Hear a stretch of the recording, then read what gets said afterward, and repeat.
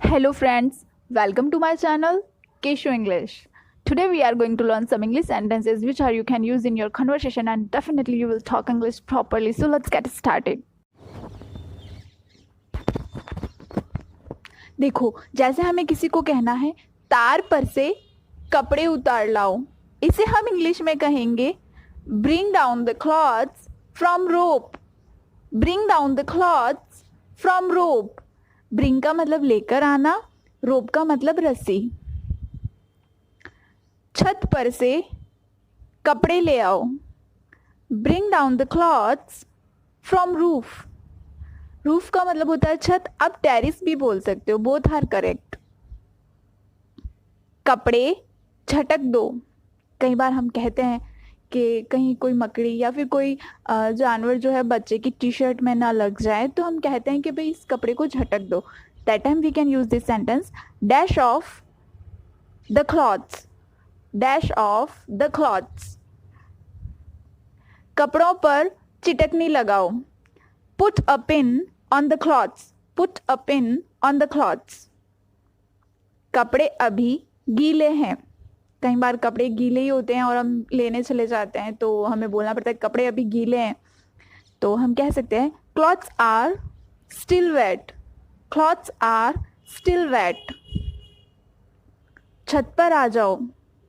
Come on the roof. Come on the roof. मैं छत पर हूं. I am on the roof. I am on the roof. धूप से कपड़ों का रंग उड़ जाएगा. ये तो हमारे घर में अक्सर बोलते हैं कि धूप से कपड़ों का रंग उड़ जाएगा.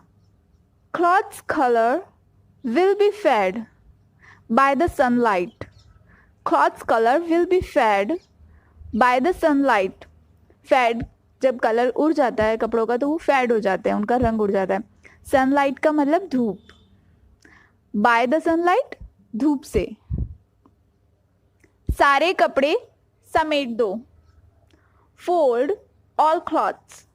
Fold all clothes. कपड़े अलमारी में रख दो. पुट क्लॉथ्स इन कबर्ड. पुट क्लॉथ्स इन कबर्ड. सीढ़ियां चढ़ो. कई बार बच्चे हमारे साथ साथ छत पर आ जाते हैं तो हमें उनको बोलना पड़ता है सीढ़ियां चढ़ो. दैट टाइम हम ये सेंटेंस यूज कर सकते हैं gate the stairs up. Get the stairs up. सीढ़ियों से नीचे उतरो. Get the stairs down. Get the stairs down. कपड़े सूख गए होंगे. The cloths would have dried up. The cloths would have dried up. Would have और थर्ड फॉर्म का यूज हम तब करते हैं जब हमें पूरा कंफर्म नहीं होता है कि वो चीज हो गई होगी, संभावना होती है. दैट टाइम हम would have plus third form का यूज करते हैं. The clothes would have dried up. छत पर कपड़े सुखाने डाल दो. Spread the clothes on the roof. Spread the clothes on the roof. Spread का मतलब होता है जब हम कपड़ों को फैलाकर छत पर डाल देते हैं या तार पर डाल देते हैं तो उस फैलाने को कहते हैं स्प्रेड. स्प्रेड की थर्ड फॉर्म भी स्प्रेड होती है, सेकेंड फॉर्म भी स्प्रेड होती है. Spread spread spread. मैंने तार पर कपड़े सुखाने डाल दिए. I have spread the clothes on the rope. I have spread the clothes on the rope. यहाँ पे हमने फिर से स्प्रेड का यूज किया है. I have spread. मैंने कपड़े वॉशिंग मशीन में डाल दिए. I put clothes in the washing machine. I put clothes in the washing machine.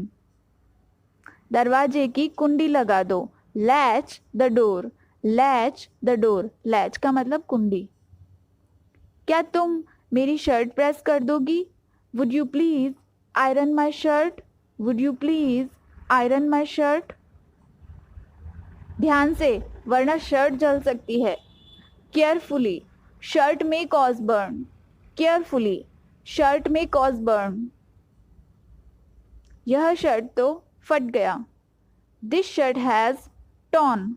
This shirt has torn. torn का मतलब फट गया. तुमने मेरी शर्ट ठीक से प्रेस नहीं की। तुमने मेरी शर्ट ठीक से प्रेस नहीं की। You haven't ironed my shirt properly. You haven't ironed my shirt properly. क्या तुमने मेरी शर्ट प्रेस कर दी। क्या तुमने मेरी शर्ट प्रेस कर दी। Have you ironed my shirt. Have you ironed my shirt. अभी जो शर्ट प्रेस की थी वही वाली पहनो। अभी जो शर्ट प्रेस की थी वही वाली पहनो। Which shirt I have ironed wear it.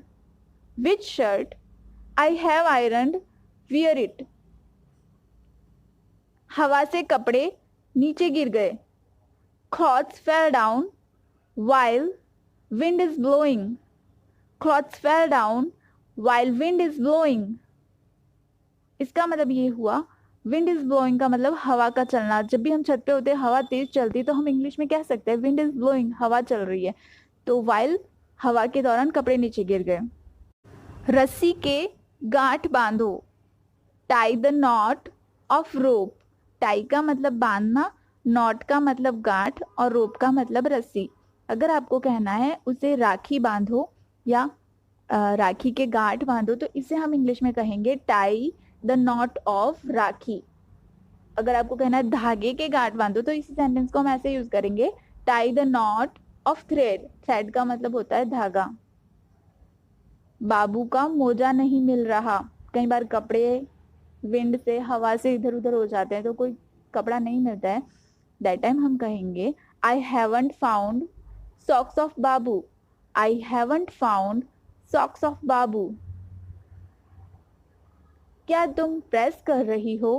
कई बार हम कहते हैं क्या तुम प्रेस कर रही हो, तो मेरी भी शर्ट प्रेस कर देना। तो इसे हम इंग्लिश में कहेंगे are you ironing the clothes. Are you ironing the clothes. मेरी शर्ट अच्छे से प्रेस करना। Iron my shirt properly. Iron my shirt properly. Press करते वक्त कपड़ों की क्रीज मत खराब कर देना। Don't spoils the crease while ironing. Don't spoils the crease while ironing.